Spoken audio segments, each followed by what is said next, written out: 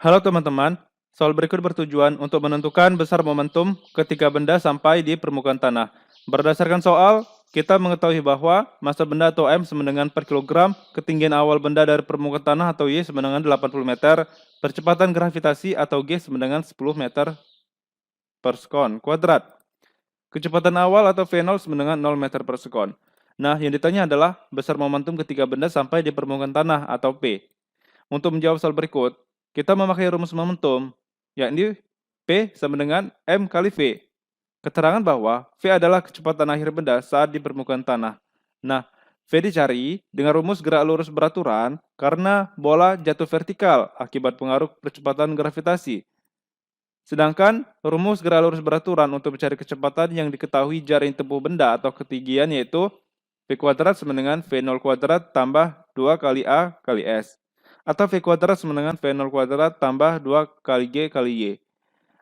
Percepatan benda atau A diubah menjadi percepatan gravitasi atau G karena benda gerak lurus ya, vertikal ke bawah atau gerak jatuh bebas yang dipengaruhi oleh gaya gravitasi.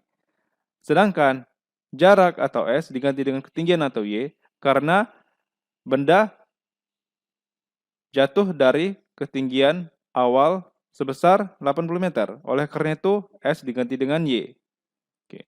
Nah, masukkan nilai-nilai yang diketahui dari besaran-besaran fisika yang ada dalam soal ke dalam rumus.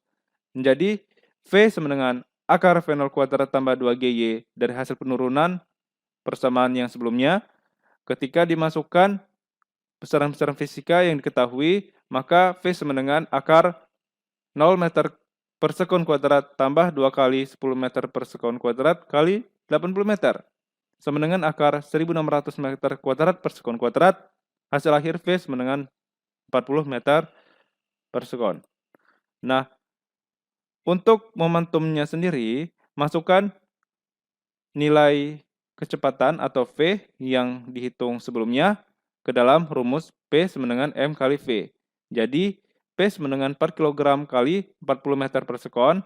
Hasil akhir P sama dengan 160 kg meter per sekon. Kesimpulan jawaban adalah B. Semoga bermanfaat dan sampai jumpa di pertanyaan berikutnya.